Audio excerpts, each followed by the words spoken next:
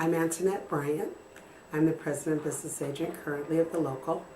I started off in 1991 as a part-time station agent, and about a year later I became the first part-time steward that this local has ever had.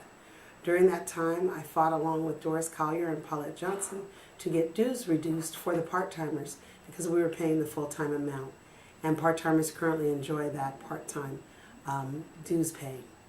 I also got involved with MOU 3-94, which was very instrumental for part-timers because at that time we did not have a lot of rights.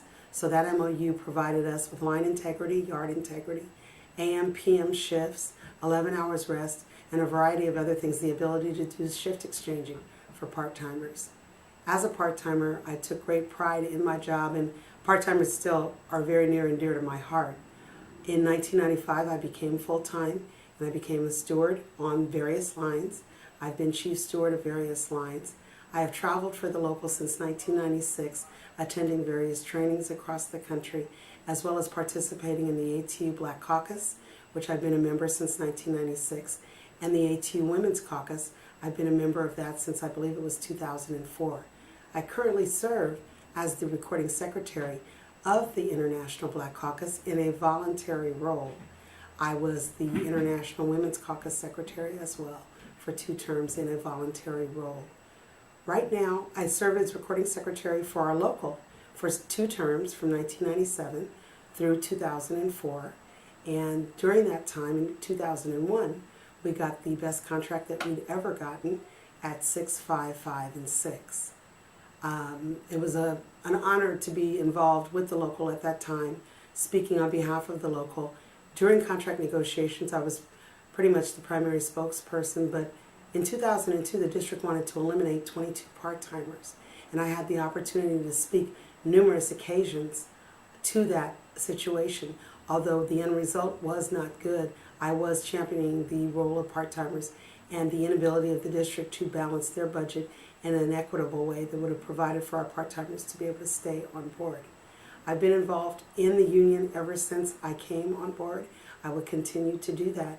As the president, I want to lead our local into better and higher gains than we currently establish.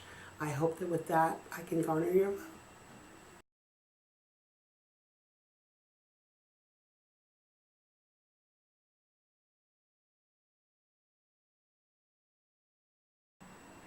I think that during this process, these last 3 years, I've learned a lot. I have always believed in making sure that the membership was informed. And when you're sitting on the outside, it's interesting because you want more information, you want more information, you want more information. But as you get involved, you find out that there's information that you've got to get out. And I think that with social media, we have done a really good job getting information out to the members. And through tweeting, through Facebook, we've established a couple of Facebook pages that members can go online and see what's going on. The ATU website is another good location to find out information. I think that another part of the process of building the cohesiveness is to get more members involved. We need to incorporate many more things to get people involved. My previous run for president, I indicated that I wanted to get more members involved. I still want to carry that forward. We have a lot of people in our local that are so talented and that bring gifts to the table. And I would really like to see those gifts utilized. And I believe that by doing that, it will make a more cohesive membership and board. And people will be, I believe, better informed, and they'll know what's going on because it's critical that our members are involved and have knowledge, or working knowledge, of the contract, of what's going on in the union, and taking care of business. I would really like to see more involvement in the field, in the yards, on the lines, with the officers of the executive board going out, talking to members, taking maybe a day or 2 every other week, going out into the field, finding out what's going on. I think the officers should do that as well. Sometimes we get so wrapped up in the meetings and the things to keep the local running that we tend to lose sight sometimes of what's going on. So I think it would be important. One of the things I'd like to employ more of is having our officers and our representatives going out in the field talking to members to get what's going on, to have maybe informal meetings, mixers, fireside chats, radio chats, something that would let the people know what's going on. So I would definitely be all for those kinds of things going on within the local.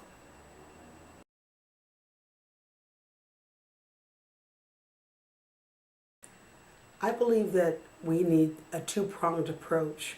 The first one is an internal prong. We really need, again, to educate, educate, educate. It's critically important. I find that a lot of our members are not familiar with the contract, as well as the Constitution and general laws from the international and our bylaws.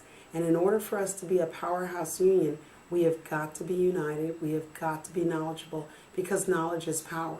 So I think that one prong would be internal organizing, internal educating, internal building of the members, taking time out on the line or in small meetings, on lines and yards, and whatever work locations, to take apart the contract, certain sections that are relative that everyone needs to know.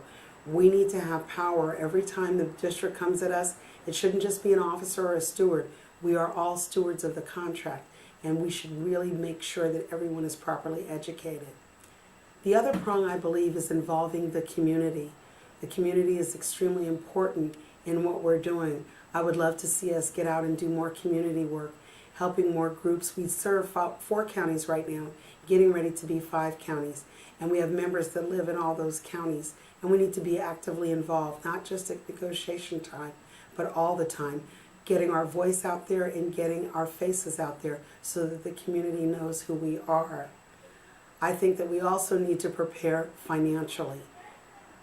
October 22nd was day 1 of a countdown towards 2017. And we should be doing everything we can financially for ourselves to be prepared, and as well as getting ready to get every single board of director out of office. We have 4 up for re-election next year. We need to be concentrating our efforts. So again, that's where the members come into play. We need to get the community involved and let them know this is a system that is broken and that has failed. And we need to rally everyone. We cannot do this ourselves. So I think that financially we need to come together, education internally and externally, to let people know what our message is. But before we can do that, we have to know our message. So we need to rally and internally organize. So those would be my 3 prongs of getting people organized, moving towards a positive, productive 2017 at the contract table.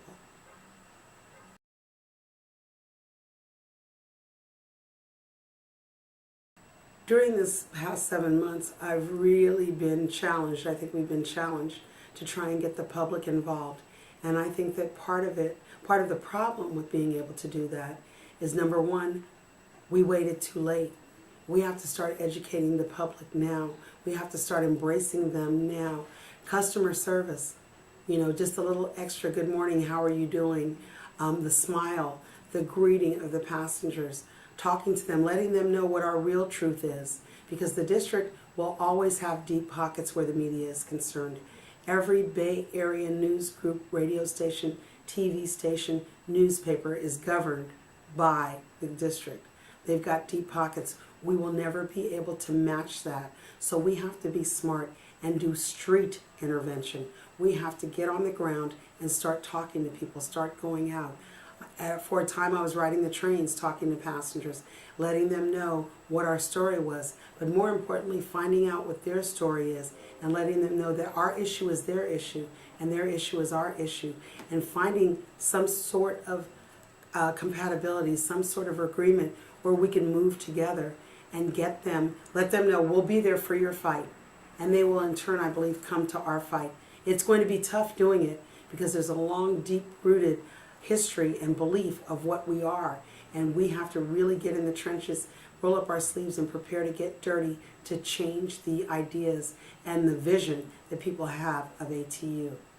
In closing, I would like to say that these last 3 years have been just phenomenal. I have been honored to serve as your president, and our journey began January 3rd, 2011. I would like that journey to continue, and I think that with the power-packed membership that showed up day in, day out during the struggles that we went through the last 7 months, we can accomplish that. I would be honored to be the person that continues at the helm in our next journey. So I thank you for this opportunity of allowing me to speak to you, and I hope that I can garner your vote, because regardless of the outcome of the election, we stand ATU proud, ATU strong. Thank you.